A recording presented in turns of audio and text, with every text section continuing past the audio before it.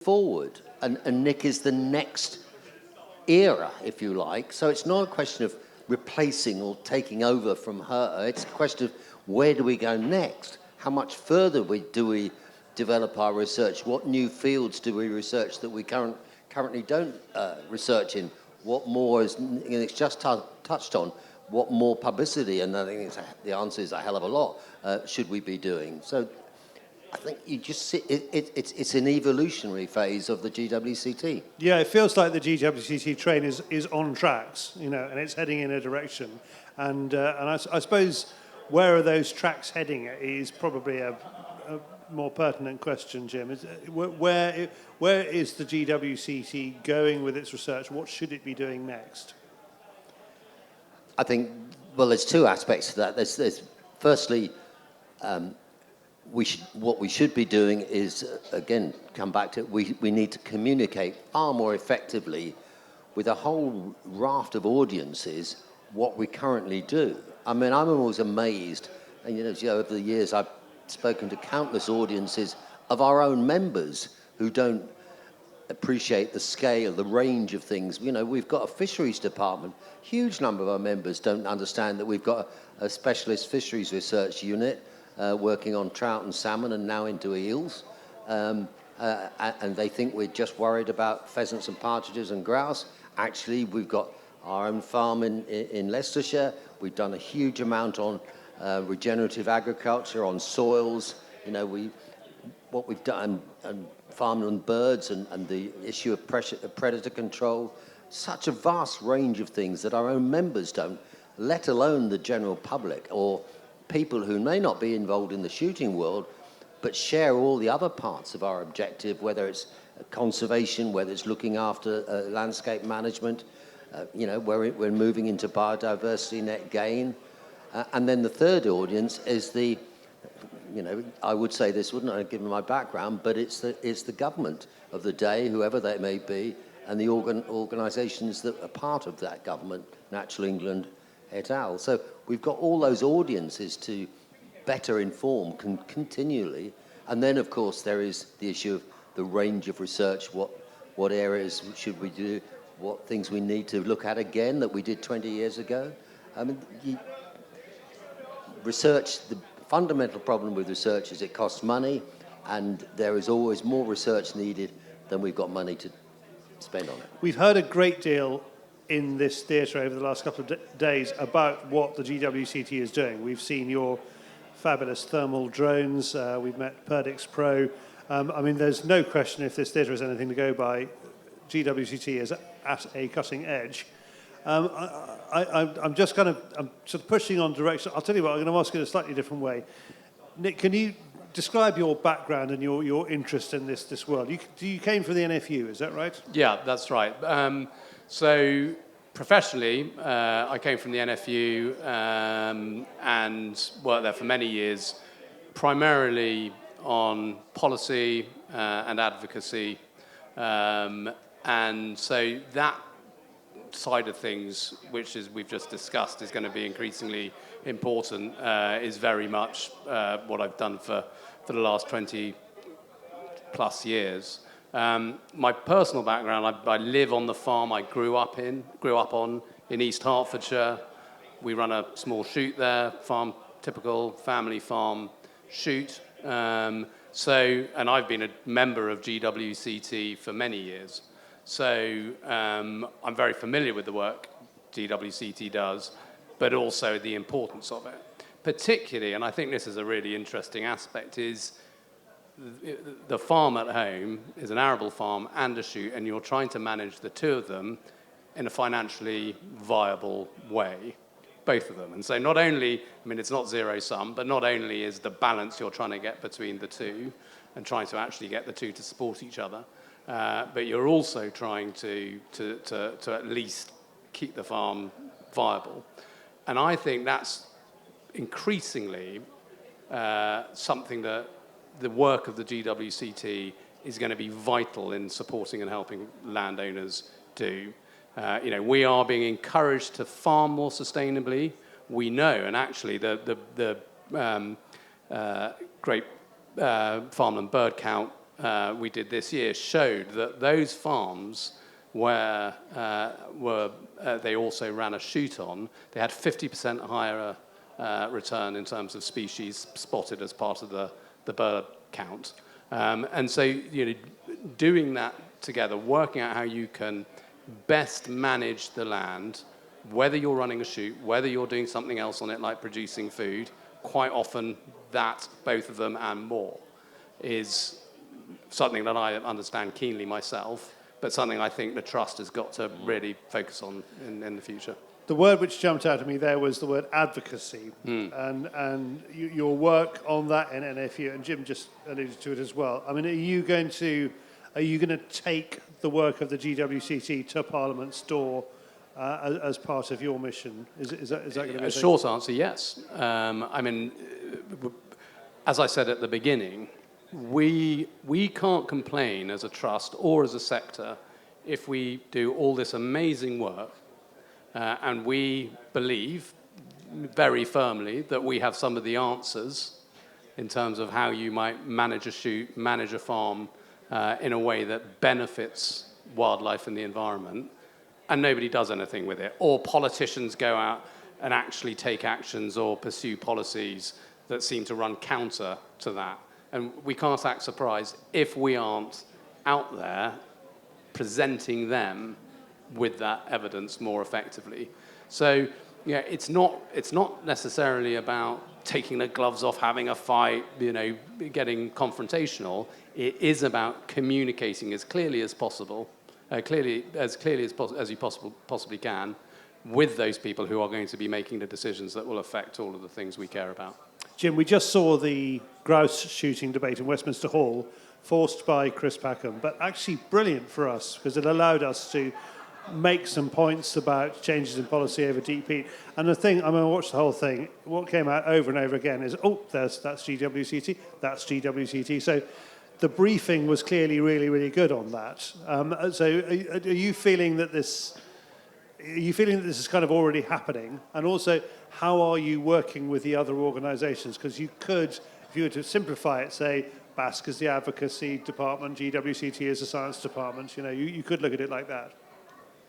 Well, I think that the first thing, Charlie, is that it was lovely, as you say, to hear the words GWCT mentioned several times in that debate. But it is frankly because we're the only source of decent science into this whole subject about the benefits of grouse moors, about the predation control, the benefits to curlew and other waders, etc., etc. So we're the sole real source. So it was great to hear that. But the second thing we need to do so much more is to demonstrate and communicate not just the results of the research, but how it can be put into practice. Because one of the things that I've always suggested as far as GWCT is concerned, we're prepared to call it as it is. We see the research, and whatever the results of that research, we will say what the results are. We won't hide it if it's an inconvenient truth, which I'm afraid some organisations do. And sometimes, what we might call our core supporters may not be that happy with what we say.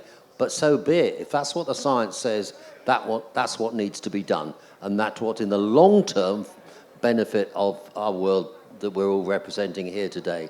As far as other organisations are concerned, Charlie, as well as I do, because I've set it up here several times over the years, I passionately believe the whole of the shooting world, particularly, has to work together. When we created Aim to Sustain as the umbrella organisation of all the shooting organisations, and I'll come back to that at one point, but I was incredibly delighted that happened because I thought it was right. And all my shooting career, people have said to me, when you go shooting, ordinary people say, when are you lot all going to start talking as one organisation, etc., etc. So creation of Aim to Sustain was a big step forward. I'm really, really sorry that it hasn't worked out that way, that some organisations have chosen to walk away from it, feeling that they can do better on their own. I think that's a great shame. We are still in there with it, with the remaining organisations, which are the bigger ones anyway, and we will continue to work together.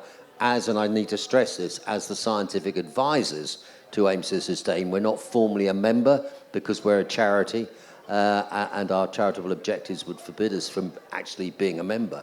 But we can work closely with them, and we have to all use the same science and all project it and communicate it as effectively as we can.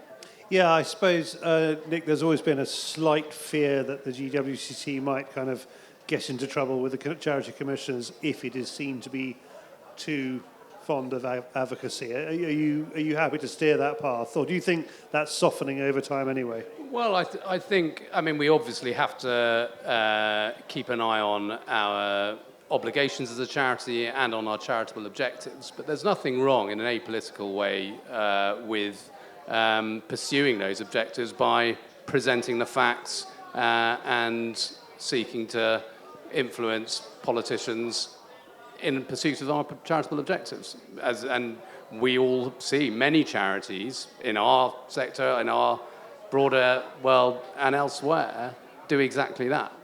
So I'm absolutely confident that we can do that. But we do need to do that in a certain way, in a certain style, and with a certain tone.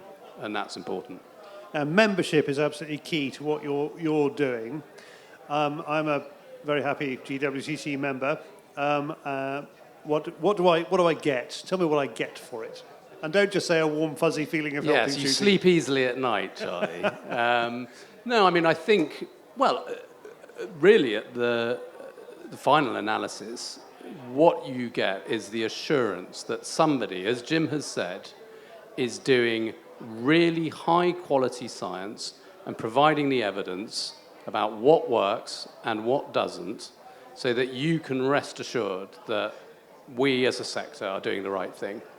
And that is vital, and it might give you a warm, fuzzy feeling, but if you're not supporting us, and if others here are not supporting us, over the long term, that might mean we're not around anymore to do that, and then who is? You know, we are absolutely a crucial part of the jigsaw, of that, you know, we are a crucial piece of this sector and making sure that we're able to continue doing what we all love. I mean, what works for me, practically speaking, is when I have an argument with somebody in a pub about shooting, I have the GWCT website, and it is really good. I mean, there are elements of your communication that surprise me, but that is spot on. I mean, if you put your stuff there, Jim. Well, I was just going to say, you mentioned the grouse shooting debate in Parliament and the fact that virtually every speaker was quoting GWCT information. Nobody quoted anybody else's. No. There is no other source. So if there is any argument, any case to be made to support what we all celebrate at an event like the Game Fair, if there's any case, it's our case. We've produced the evidence. So the answer to your question, what you get for your subscription, is that. You know, that debate wouldn't have existed if it hadn't been for GWCT and the research and evidence that we'd put forward. And that applies across the piece into lowland pheasant and game shooting and pest control. All the things that we research and produce evidence on, nobody else is doing it. We do, and we produce it forward, whether it's to opinion formers or decision makers, the general public, or our friends in this audience. I hope they're all our friends anyway. You get a better class of audience with you two here for some reason. I don't know why. There's kind of just a hint more Tweed in the audience. What would you like the audience here, given that they're all GWCT members, what would you like them to do for you, as well as give them all their money? Well, I think it's important that our members are advocates for the GWCT as well. You know, and as you say, you're having an argument in the pub. You can actually use a GWCT and show them the evidence behind the arguments you're making. But it's not actually just against opponents of what we do. It actually, many people shoot, or they're involved in farming or land management, and they maybe know of the GWCT, but they're not members, they're not supporters. And actually, I would hope that people who are advocates for GWCT as well, and explain to their friends, people who know that their interests are something that the GWCT defends, should also be supporters. I mean, it's really important to not get into that kind of comfort zone and realise that there are a host of challenges coming down the line, which you've explored with many of the guests you've had over the last couple of days. And the ongoing success and health of GWCT is vital to everybody who's got an interest in field sports, in land management, in conservation out in our countryside. Jim, a personal question. I interviewed Daniel Zeichner earlier on. Did you see that? Do you miss it? Tell me you missed it. I was in here when Daniel was up here with you, and I was delighted when he said, I don't necessarily want to criticise all my predecessors, because I was standing there as one of his predecessors. I thought it was very generous of Daniel, who's a really nice guy, as we all know. But I've been out of politics 10 years. I've been out of DEFRA for 12 years. You do get over things after a while. Did he give a good account of himself, considering all the horrors that this DEFRA appears to be visiting on the countryside? Well, he won't thank me for saying so, but I think he's in a very difficult position. He, as you implied in one of your questions, he's having to defend policies that I very much doubt he personally believes in. But I've been there. I've had to defend the indefensible. That's the nature of being a minister in the government. You're stuck with it if you want to remain a minister and have the influence that you think you can have, which you hope will overall be good for whatever world you're in. So I feel a bit sorry for Daniel in that respect, but I don't miss it. I think that my chairmanship of GWCT, which is, you'll be delighted to know, this is my last year, so I won't be up here again next year. No, tragic. You'll have to find some other poor devil. But I've thoroughly enjoyed that time as chairman. I believe we have a fantastic organisation, a great new chief executive, and I think that the whole shooting, hunting community owes a great debt to the GWCT for what we've done in the past, as we've discussed in the last few minutes, and even more what we're going to continue to do in the future. Wholeheartedly agree. Can I ask you to give a rousing welcome to Nick and a thank you for all his work to Sir Jim Paice. Ladies and gentlemen, Nick von Westenholz, Jim Paice. Thank you so much.